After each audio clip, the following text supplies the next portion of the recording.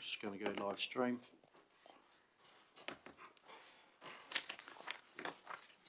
Okay, that's on, Mr. Mayor. That's on. Welcome, everybody. Welcome to the meeting, councillors, media, staff, and everyone who's listening in at home.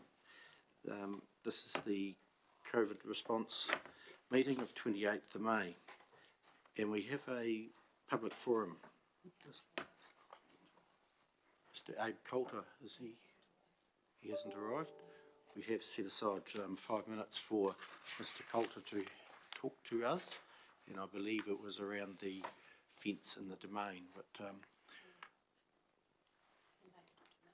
yeah, we'll just assume he is coming, and we'll take him if he's running a wee bit late a bit later on, but we'll move on to the next item of business, which is extraordinary business. Number 2, any extraordinary items of extraordinary business?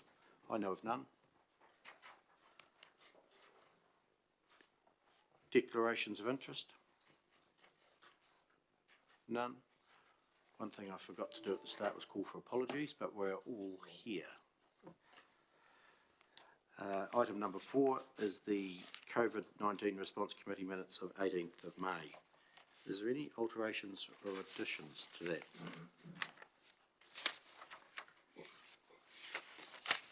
On page 3. No, can I have a move in a second that we receive those minutes? Councillor Latham, Councillor Cameron.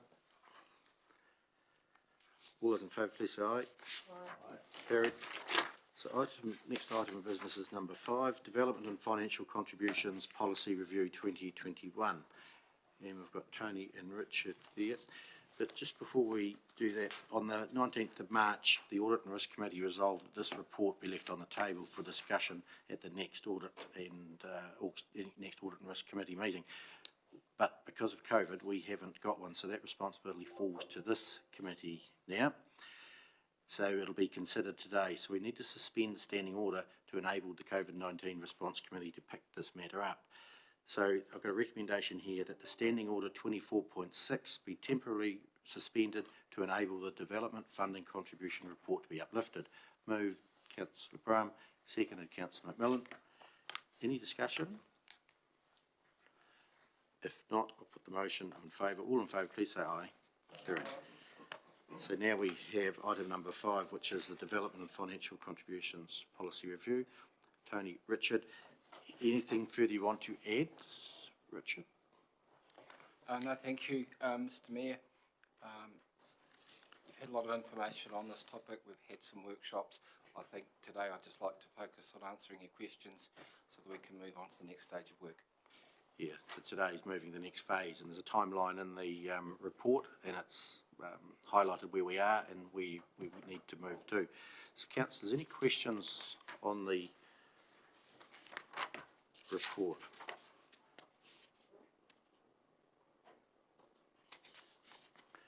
Councillor Lovett.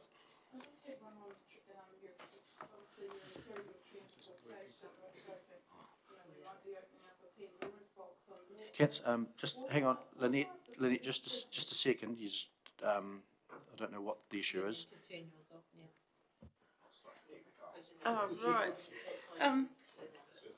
With the transportation, I think we're actually opening up a Pandora's box going in there with, I don't like it being included myself, because how do you sort of get businesses, capture them in lifestyle blocks, building in the farming community? And you've had a phrase there, what are the selected projects that you're going to look at, please? By selected projects, what I was referring to was particularly projects in the first 3 years of the LTP, and any other projects for which there'd been a growth assessment undertaken. And that would be particularly bridge projects. Your remarks concerning the complexities of comparing lifestyle blocks with industrial or commercial developments with a residential house, it's a fair observation, and there is quite a bit of work to do, and it could well prove a barrier at phase 2. to including roading, may need more work than we've got time for. So, Richard, you're thinking of putting, in the report, putting roading in, or are you looking for guidance on whether we should put roading in or not? In the report, the recommendation is for you to prescribe a range. Depending on the range you prescribe, the lower the range, the less likely it is that we would reasonably include roading. If today, in addition to the recommendations, you specifically asked us to take, or specifically directed officers to take roading off the table, then we take it off the table. Normally you would take contributions for capital projects, not repairs and maintenance, I suppose. The only capital project I think we've got with roading is the second bridge, yet you do have other projects in there as well, which would be normally funded from rates. Certainly, your bridge projects invariably include an element of growth because of the long life of a bridge. And there's also, you can also attribute a growth component to some renewal, because you know that over 25 or 30 years there is going to be more traffic on your roads at the end of that 25-30 year period than you currently have. So it's possible to attribute a small amount of growth to any of your road and capital expenditure, but you have to be comfortable with that and with the mechanism by which you apportion growth across different kinds of land uses. Thank you, Councillor Rawlinson. Thank you. My question is around the credits for the earthquake-prone buildings. Having read it all, and it appears that people are not aware of that if they demolish a building, that they have a 2-year credit period. Could, when a building's demolished, should a person not be advised in writing that they have that 2-year credit period to make them aware? I see just from reading it, I would take it that there's been people who've gone over the 2 years, then applied to put up a new building and found they had a bill for 2-year period, and it made sense to me to write to those people as they demolish and advise them of that fact. I would agree that with any policy, good communication of it to the community that are affected is important, and there's probably scope here to do more. One of the tricks with demolition is that you no longer require any kind of building consent for a demolition, so we don't always know when a building's being demolished. Obviously, if it was in the centre of town, it would be quite common knowledge, but further afield, not so much. The other issue that actually that relates to this 2-year period is that if a business closes and remains empty for 2 years, then the same 2-year rule applies if you have a different use after the 2-year period. And that's even harder to track. And talking with Mr. Wong, we don't know how we could actually apply that part of the policy meaningfully, because businesses can open and close for any number of reasons. So there's some communication issues for sure around that part of the policy. Thank you. Yeah, I think that 2 years is too tight, and it should be extended 5, 6, 7, but you might do some work around that. And I'm just thinking of our building. We've got the County Council building has been demolished, which was demolished last year, and we've been working furiously and tirelessly to get a new building put up, and it's going to go close to 2 years from when that building has disappeared to the new one going up. So when you go as fast as you can, it's still tight. So I think 2 years is too tight. And at the end of the day, they did pay to join the club, so to speak, way back when that building was built. So I think there needs to be another number, and even two's too little. Yeah, Lynette? I'm just going back to roading again, because of its complexity and the fairity, and I actually think we've reached a plateau out there in the farming sector. We're not having great developments now on farm. We're going to capture these DCs. I think we should take it out, and if we start this carry on, I think that the community out there will expect quality roads, and eroding standards to be much, much higher. So, to me, it's a big Pandora's box. I think we're better off to slightly raise our rates out on the community to get that money into, for roading, rather than target someone that's trying to do, build a big shed or something on their property, which might just put them off. To me, I think the roading should come out at this stage in this economic environment. Thank you for that. Councillor Wilson? Thanks, Mr. Chairman. I disagree with 50% of what you're proposing. When I paid my development contributions when I built a new house, I felt I was paying to join the club as it was for all the infrastructure that had been built in the past, and I was contributing because I was going to be able to enjoy those assets. In the future, I would be part of that club that paid the interest on the loans and everything the same as somebody had been there 10 years. They didn't have to pay more, and why should I pay more as a development contribution in advance? We don't go to existing ratepayers and say, we're going to build a bridge, we want an extra contribution for you immediately. You're going to pay for the interest in the future, but because you're going to have that advantage of using that in the future, we want more a development contribution from you as well.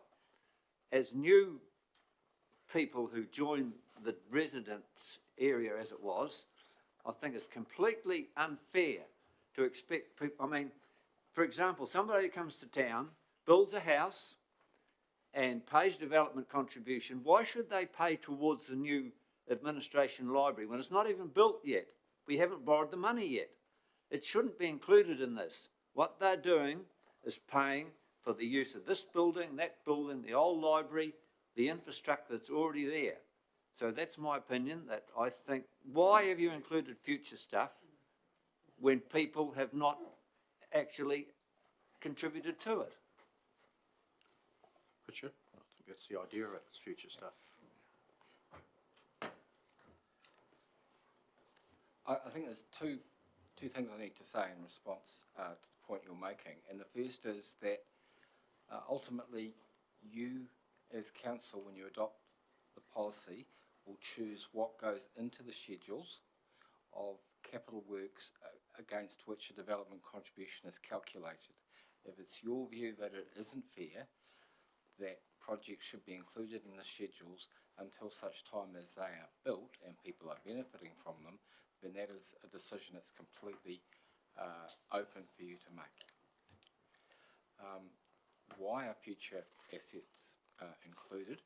I have to say this is typical of what councils do around the country, and partly it has to do with the fact that in many cases you're actually spending money to create that asset long before the asset is available to the community.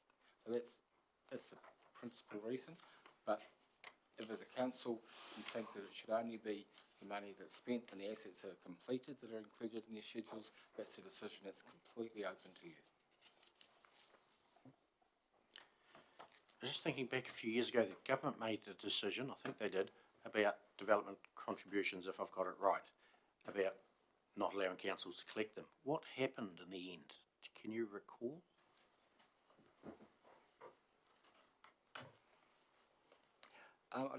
The development contributions were introduced in 2002 legislation, and the main changes have been that were made, I think, during the term of the John Key government, to redefine community facilities in a way that was much narrower. So buildings like the Library and Civic Centre originally could have been a development contribution, and then the rules changed and it was became ineligible, and now the rules are to change back to make it eligible again. But development contributions per se have not been ruled out since they were introduced in 2002. Okay, thanks. Councillor Flynn? Thank you, Mr. Mayor. First of all, starting off with the earthquake-prone buildings one, I would certainly support that being extended from 2 to 5 years. and then anyone after that can make individual applications, so they can look at it on a case-by-case basis. Now, just coming back to what Councillor Wilson has just said, and I support him 110%, asking for people to pay for something which is not even built yet. I think there's an issue of fairity here, and to me it's completely unfair. To me, what should be included in development fund contributions is anything that's been paid for in the past and what's in the annual plan. In other words, we should not be expecting developers and people who are building new houses, etc., to pay for something which may not even be planned yet. And I quickly did a backy-packet calculation, and on the good figures that have been produced, I think we're looking at development fund contributions of 11,600. Now, if you take out the council library building, if you take out the second bridge, if you take out the $4 million for more fields down at the EA Network Centre, reduces those development fund contributions to 5,412, which I can live with. In their community assets, you'll have the other water, drinking water, wastewater on top of them. No, they're all included in the tables in the appendices. Right. Yep. Councillor Brown? Thank you, Mr. Mayor. Just a question, Richard. I went through the files as well and the report. If we drop them, we're going to get 3% extra on the rates. Is that correct? What I said was if you abandon development contributions altogether, the revenue is equivalent to 3% of rates based on 2019-20 figures. I would share a word of warning, is that development contribution income is dependent on the level of development that is being undertaken. And while we've had around, I think, 880,000 as an average over a 4 or 5 year period, people are expecting development activity, building activity to soften as a result of COVID. So I would anticipate that our revenue in that area will soften in the next couple of years. Could I ask again? So basically, listening to what you say, the DCs work better if the economy is strong. So if we don't build, we won't get it. If we're going well, we seem to pay it. I can't see a problem there. If you've got the money, we can pay for it. If you don't want to build, you don't get it. It sounds simple, but that's how I see it. But just remember, someone pays somewhere. That's what I mean. All you're doing is moving it. If you don't, if the developer doesn't do it, the person who builds the house will. Correct. So it's not wiping them altogether. Yep. But looking at that table, we have some of the cheapest development contributions in the country, I think, isn't it? Yeah, this district's development contributions typically sat in the lower quartile of the 42, 43 councils that have them. There are, of course, 22 councils that don't have development contributions at all. Councillor Flew. Thank you, Mr. Mayor. I don't have a problem with development fund contributions. Unlike Stuart, those assets are already there. For those new people who are joining it should be paying to join what he terms as the club. But what I am against is charging for something which is not even built yet, may not even be planned. Councillor Wilson. Thanks, Mr. Mayor. I see some councillors have got quite high development contributions for reserves. Is that physical domains and reserves, or is it reserves as in currency in the bank? Now that's green space.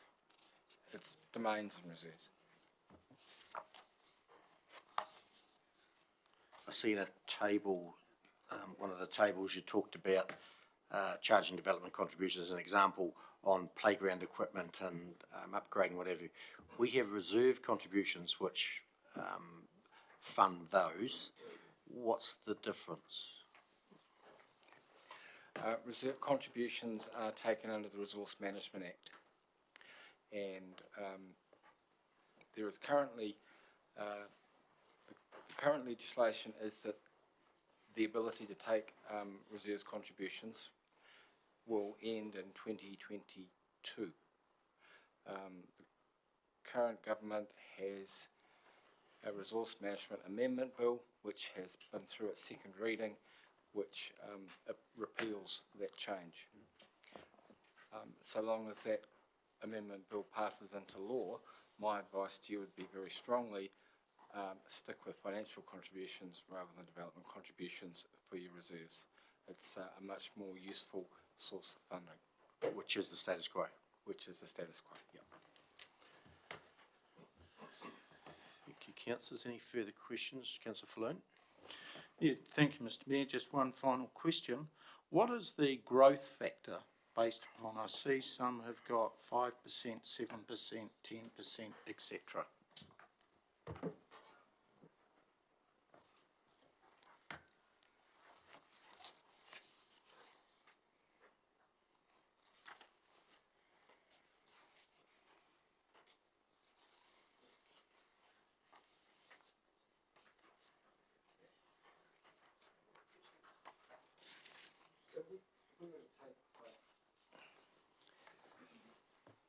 When we do our calculations, and let's take Ashburton Water Supply as an example, we identify two growth factors.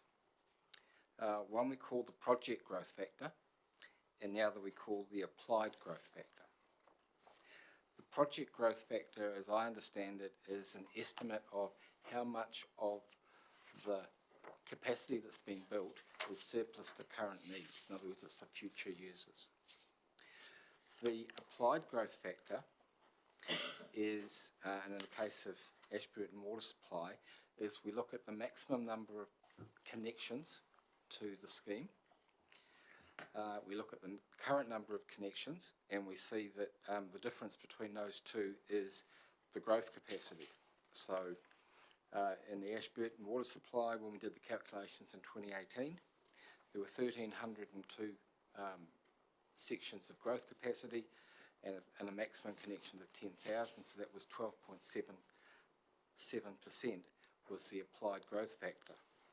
And when we calculate our DCs, we take the lower of those two as the growth factor, and that's the amount of the CapEx which we deem to be full growth.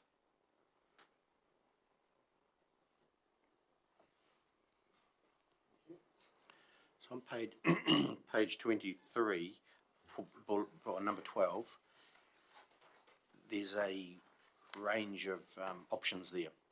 You would like us to choose one today?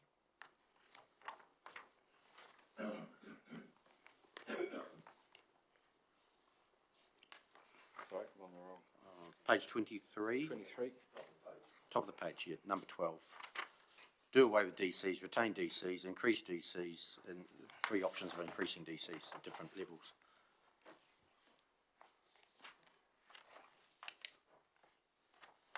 Yes, and the recommendation is that we look at 3 of those in phase 2, which would be the 2nd, 3rd and 4th bullet. That's the recommendation. Oh, that's in the recommendation now. It's in the recommendations. Yep, right. If you were inclined, you could narrow that range further if you wished. Again, it's a political decision that you can make today. And I need you to make it today. Right. Okay, so the option is to take 3, and then that'll go out for consultation. Is that the... What will happen in about a month's time, we'll be coming back with a draft policy for consultation, and between now and that meeting in about a month's time, we're going to be having a workshop where I'll be showing you this is what DCs look like under each of those 3 options, which is your preference to take it, to bring it to you as a policy for adoption for consultation. When we go out for consultation, we'll have a policy attached that has a preferred option in it, and the consultation document will describe other options that were considered but not included in the policy at that stage. So basically, we're just coming to the finer end of it. So if we're not quite happy today, or when the next draft comes out, we can still make decisions as we're going along. Absolutely, and then you'll hear public feedback through the And then make the consultation, final. and then you'll make a final decision. Great. Councillor Brown? Thank you, Mr Mayor. If I remember correctly, in the last workshop we decided to go $2,500 higher for the whole area. So basically in the recommendations it would be number C, increase the overall quantum up with $2,500. That was my understanding. If you made that decision now, you're probably making the decision where you're not giving the people a chance to look at the options as we've had. If you go straight to it, would that be a fair comment? It's, If you make the decision today that you only want to see figures on the 2,500 option, you're also denying yourself the option of what are the other alternatives look like. So I would try and keep it a little open at this stage. Thank you for that advice. Thank you. Councillor Rawlinson? You moving that? Oh, no, he hasn't yet. No. I've still got questions coming up, and then you signal you'd like to move. And, No, I've got Oh. a question. Okay, Councillor Rawlinson? yes, and by taking the, I don't like option D either, but by taking that overall bigger view, as Richard said, we'll know a lot more in another month how our economy's steering a little bit too, because, there's going to be some big changes, and I guess we have to be steered by that a little bit, or consider that factor as well in our judgments. Thank you. Okay, Councillor Cameron? Thank you, Mr Mayor. Reading the report and listening to the questions, it appears that most people are reluctant, are not happy with the infrastructure costs regarding capital works and theatres and things, as opposed to the sewage and the water. When we make a proposal today and we get the analysis further down the track, do we have an opportunity then to sort of manipulate the components of that recommendation?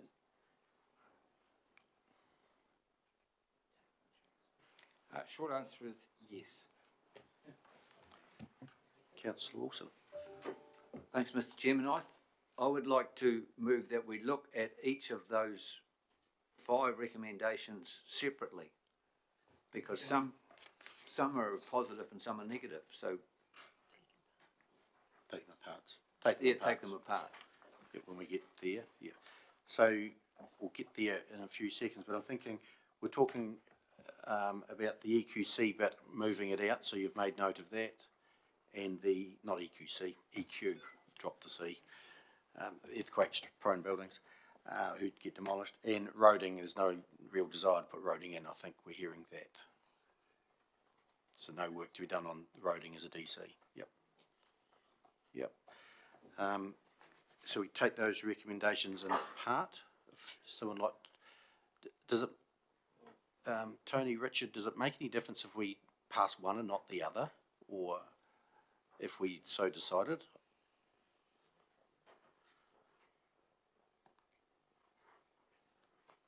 No, I feel they're all standalone. I think you need a decision on each of them. Yep. But they're not interlinked in the sense that if you adopt this one, you have to adopt another, or you can't adopt another. That's fine, so we can take them in part then and not, and still make a decision. Good. Councillor Lovett? I was just going to ask, is the roading one, that comes under number 3, doesn't it? Yeah. I think if you specifically want to take roading off the table, you would either amend number 1 or introduce another separate motion. Okay, because if we took roading out, I'm quite happy with what we're doing. So if maybe possible, easier to amend number 1 than do another one, but we'll see what the wish is. Councillor Brown? Question following that from Lynette. If we leave it in, if you leave roading in, we still can take it out later on, can't we? We can see how much it would be, then the full scale. No, that's I'd rather go for if we go for the full scale, go for the full scale. And roading wasn't possible. No. Councillor Mackay? So if we go to number 1, option B, transport's not in that one, is it? Have I got that right? Yep. In terms of options B and C and D, B is the status quo. You can't really add transportation in because you've already got a set of contributions that equal the status quo. Option C, sorry, that's the maintain the overall quantum at 2018 levels. You'd really only be looking at introducing roading, in my view, definitely under option D and possibly under option C, depending on what's happening with capital expenditure in water and wastewater. Okay, can we have a mover of number 1? So, Councillor Brown? Do we still have to do that? Because we've got A, B and C, and they are the different options we've got already. Is that correct? In C, we don't do the roading. It's falling off already. Or you're sending a signal now we don't want roading to be Then you go for discussed. option B. The option B, Would it be clearer to have a separate option to exclude roading and leave these ones as they are? Tony? it's in the report. If the view is that roading is out right now and it's gone, everyone agrees, then it needs to be included in the recommendation 1, and we'll just put something along the lines of what is written there, and then that transportation is not considered any further in phase 2, and that's pretty clear to us that that's out. Yeah. So Stuart, you willing to move? Yeah, I wanted to move that we look at each of the 5 recommendations separately. Yep. Someone like to second that? Councillor Mackay, all in favour, please say aye. Aye. Carried. Now, who wants to move item number 1? Councillor Lovett? I'll move item number 1 and take the roading out And use those words that and Tony use those words what just Tony. had, which Philip Thank you. needs to be stated. Yeah. Oh, Philip, can you push a button?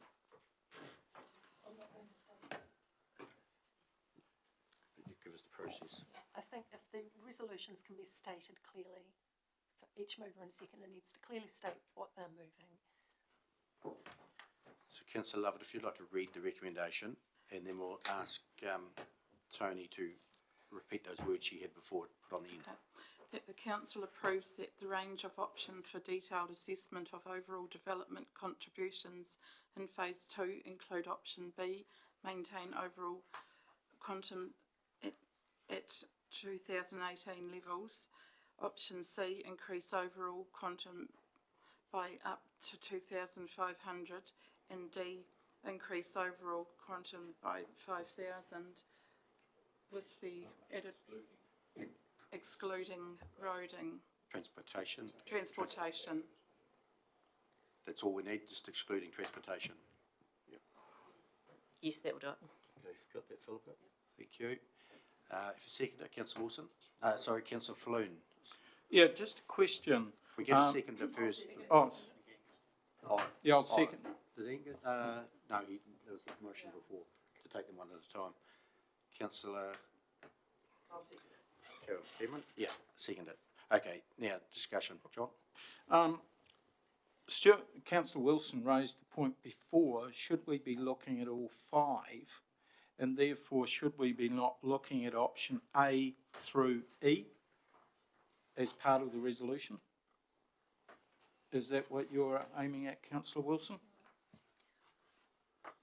Councillor Wilson, I think you were trying to narrow it down. We've discounted the others, A, and we're coming with, and looking at B, C and D to go further. We've discounted A.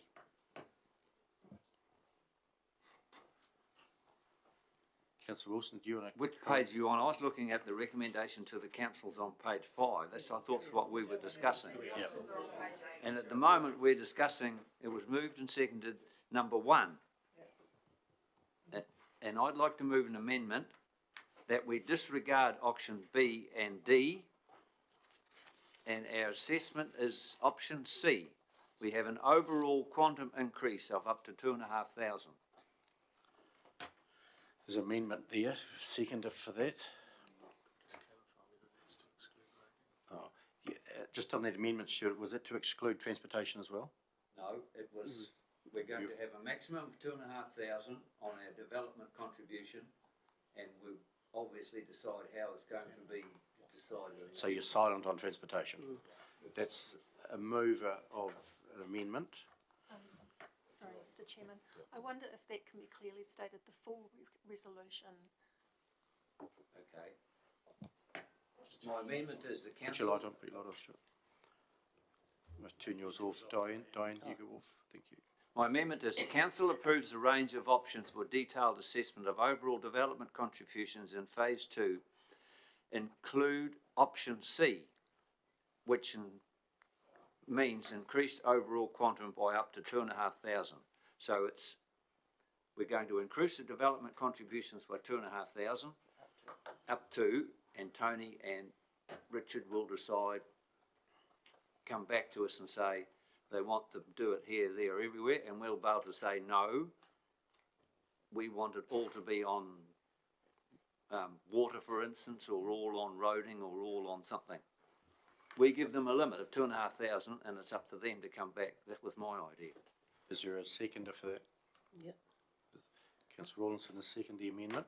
Can I Talk comment to it, while yep. I do that? Yep. And the reason I support that is, I think we need to be very careful what we wish for, is what I wrote down, because what are the thing we're always looking for more money for? Roading. It's the bugbear of everybody. What do you see letters in the paper too about roading? So I think maybe in the end we don't put it in, but we need to give it due consideration. So I support Councillor Wilson. Councillor Mackay, you may need a speaker. Oh, I've got one. Mr Mayor, Just for the viewers at home. well, why isn't that working? Haven't touched it. We don't want to hear from you. Right, got you. If we do the amendment, Mr Mayor, that means that option B, status quo, is out. I would actually prefer just to go that we have option B. But I think it would be a good idea to have a look at the others and how they transpose across. So that's why I will be voting against the amendment and for the motion, so we can have a look, so we can see what the difference and impact will be across the district. Thank you for the loan of the speaker. Probably keep it there, Angus, if you need it in the future. Councillor Falloon? Thank you. I would also have to vote against the option. To me, it cuts down the flexibility of council officers to do what they're trying to do. Councillor Cameron? I reiterate what my colleagues have had across the table. I would not support this motion, given that it limits our options, and we're not aware of what the costs even are at the moment. Councillor Brown? Exactly the same what I said before. If we do it, we go for all the options and then we cut later on. Yes, if you've got any speakers in support of that. Yep. So any further speakers in support or against? And I'll go to the right of reply. Right of reply? It's why I moved the 2,500 limit. I thought the general feeling among the councillors when we discussed it before was to limit. I mean, it was talked in brackets of 17,000 development contributions. Well, I think that it's totally out of line what we would expect people to build new houses in Ashburton. And in the past, we've increased it by 1,000 or 2 every time we look at it. And I felt under the circumstances, if we put a $2,500 limit on it, it more or less says we're going to increase it by that. If we leave it open,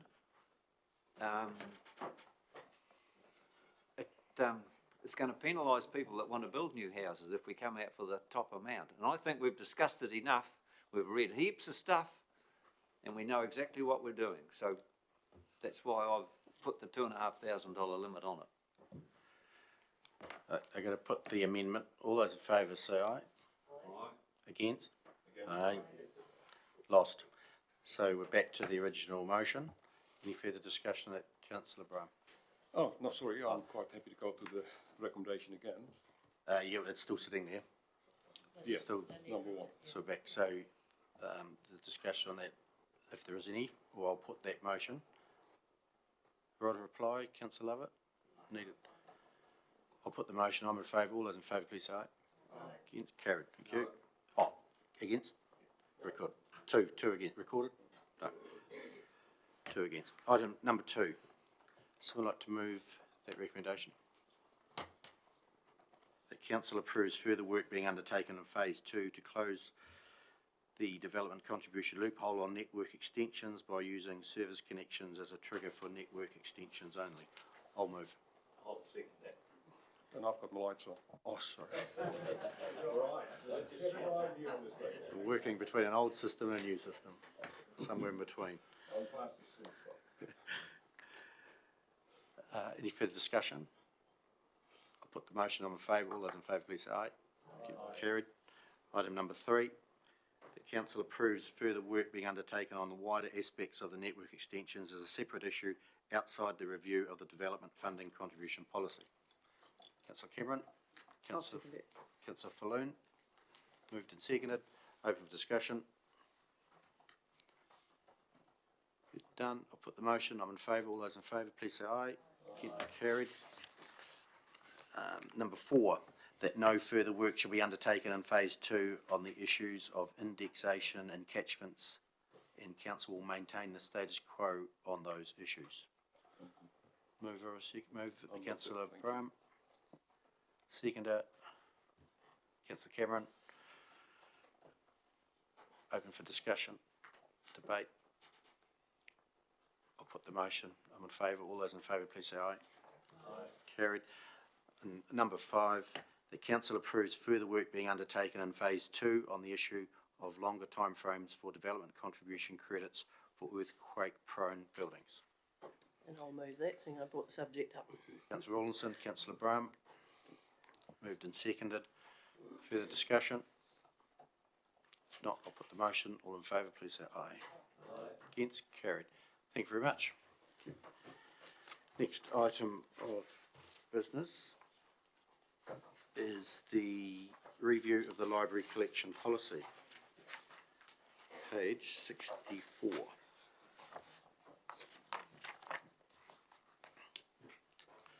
Richard, your report, is your report again? Councillor McMillan. Thank you. I've just got a question. On the background on page 65, number 1, what is that a spelling mistake, or do I just not understand final quarter of C 19th? Can you? 19th century. Ah, that's not what it means. Lovely. Thank you. You're too young.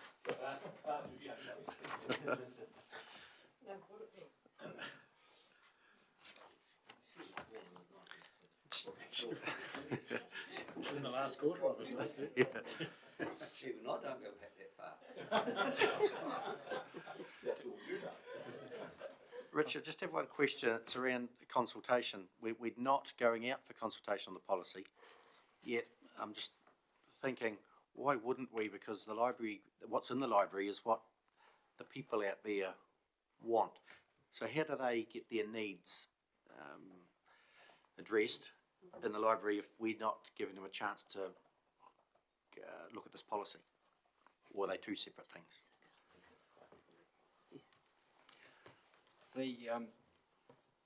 The decision or the recommendation in terms of consultation was premised on the fact that the policy was first adopted in 2005, and I'm assuming at that stage there was some degree of public consultation, and that in the period since the policy hasn't dramatically changed. If it's council's wish that you would like to see this go out for public consultation, then officers will make that happen. We just didn't see that there was a sufficient change or necessarily sufficient public interest in this to warrant that level of public engagement. Councillor Rawlinson. Thank you. My question is around the point 4, the stack of books, which I take as extra copies of popular things, classics and limited availability items. And I see we're taking out 4.2 where items in it can be loaned out. So does that mean from now, well, from when we accept this policy, that you can only view them in the library? We've taken out the point that says items in the stack collection can be loaned out on request. The current position is in the policy, It's on page, 4.2 says that items can be loaned out. and The we take it definition of stack on page 68 says that items in a stack collection are not directly available. So the policy contradicted itself. And the official position is that items that are in the stack are available. And so I've taken out both references after discussion with the library manager. And the current position is that items in the stack are available for loan. Cool, I just want to clarify that point, thank you. Councillor Mackay? Thank you, Mr Mayor. It's been a great morning. I was told not to touch the microphone, and I've entered into means, which I understand I'm not allowed to. I altered the battery and it's all go. But anyway, my question is leading on from Richard's, where he said we could have consultation. Would the staff think it would be a good idea, seeing that we've got a new library coming up in the future, new building for the library, that we actually go to the people and say to them, what would you like in the present library which can transfer to the new library? And how would you like it configured? For example, do you think it'd be a good idea that we maybe look at more electronic stuff, or that we return to the hardcover books? Not necessarily like that, but that's a simple example. I'd like to hear further opinion and further advice. Thank you. So through the Mayor, last year when we consulted on the LTP amendment for the Library and Civic Centre, a lot of the conversation was around what features the new library could include, and that was worked through in the different options. So to an extent, we've had those conversations with the community last year and heard their views, hence how we've ended up with the proposals on the table now for the new facility. Angus, supplementary. Considering that I was told by the then Mayor when I made a submission that the consultation document on the library and the new Civic Centre was flawed and had mistakes in it, do you think it would be a good idea to go out and give the people another chance? That's what the Mayor told me when I made my submission. Through the Chair, I'm not aware of that comment. Thank you. Will be recorded somewhere. Councillor Wilson? Thanks, Mr Mayor. Number 10, on significant and engagement on page 66. I see presents no funding impacts. I hope that is correct. We make a contribution each year to the library. I don't want to see a great big application next year for a huge increase because we approve these things. I think when we improve this, we expect the library to live within their budget that they've already been on the annual and long-term plan. Executive one. Thank you, Mr Mayor. I think what we're saying here is that the amendments here to the policy don't have financial implications. This doesn't mean that there won't be a request for support for the library in the future that may differ from current resource levels. So the financial implications are not related to anything other than this report and this relatively minor edits to the policy. So you may well still get resource requests in the future. Just a couple of points I have. One is from our satellite libraries, they can borrow books from the main library here and take them out, but they can't borrow a book under a year old, and it's a bugbear for them. There's nothing in the policy about it. That was my point. And it needs clarifying. I think this is where it should sit. And is there any other unwritten rules or policies that the library staff use but are not here? Because if there is, they need to be in here, don't they? Yep. Yes, let us refer to the library manager, because I recall the same issue arose through the budget preparation where she was able to attend the meeting and she did answer that query, but I don't have her answer in my frontal lobe. So let us note the concern and we will clarify that matter and bring it back either within this policy or as a separate advice from the library manager. So if we wanted to change that, then we could, and we passed this policy today, we could add that in at a later date, is that? without reviewing the whole policy, or should we wait?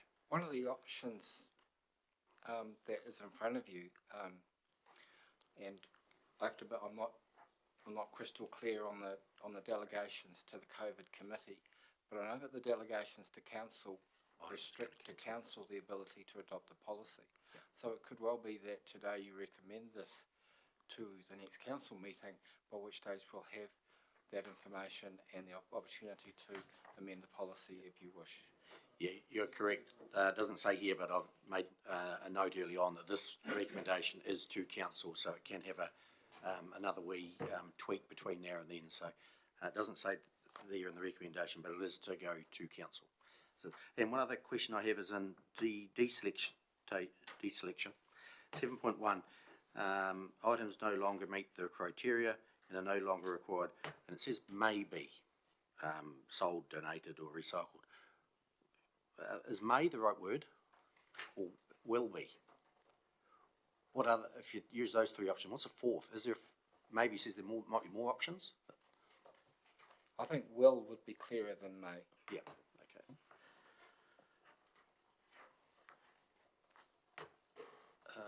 We've got Councillor Lovett. Yeah, you've answered the question I was going to ask about the books under a year, because I know that one library that was asking for those, and I think they were too popular in the library in town to be going out the district and sit there when those libraries weren't opened every day for the public. They had certain hours, but I'm quite happy if no one else has got questions to recommend this recommendation we've got in front of us. Okay. Because I think I don't think it's any point in going to consultation now. I'd rather do this now, and perhaps once we're in the new library down the line, we could go out to consultation and ask people what they thought once we get into our new home and all set up. I don't think now's the right time to go out for consultation. I think we just got to pass this and I thought now would be the perfect time to go out for I consultation. think we need to get in the before new you building. hit a new library. Get in the new library and see how it all pans out, where everything's sitting, and then you can perhaps extend it to what people expect or want in there. Because at the moment it's plans and you can't visualise or see the space. So you'll move the recommendation I'd like to move the recommendation as is, and yes. where there was a couple of add-ons and just other little policies that they have over there which may not be in here, their unwritten rules perhaps you might call them, or what they adhere to would be tweaked and put in, it could be ready tweaked, for when it comes to council. Yeah. Second that. Councillor McMillan. Councillor Mackay. Mr Mayor, I move an amendment that the words after Appendix 1 be added.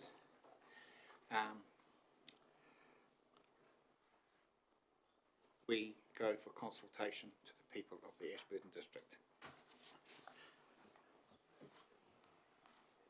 So I have a mover there, a seconder for basically asking for this policy to go for consultation.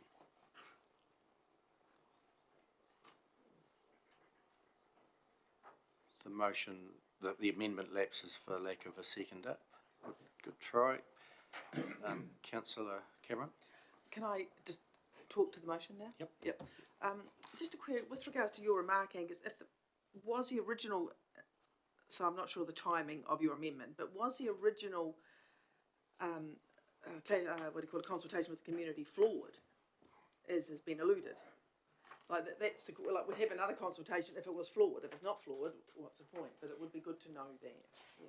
Certainly, through the chair. So to amend an LTP is not a quick and speedy process, and it involves Audit New Zealand. So they approve our consultation document before we take it to the community to ensure that what we're talking to the community about is what is fairly being reflected from council. So it was approved by Audit New Zealand to go out for consultation, and it met all their requirements. May I have a supplementary? Yep. Yeah. So you got good feedback from that consultation. You got good, robust, and you're happy with that? You feel it covered the whole gamut of library services and things? Yes, so the consultation was focused on the scale and the size of the Library and Civic Centre project. And as we worked through the different options available there, there was discussion within the consultation document about what the features would be of the building, including the library.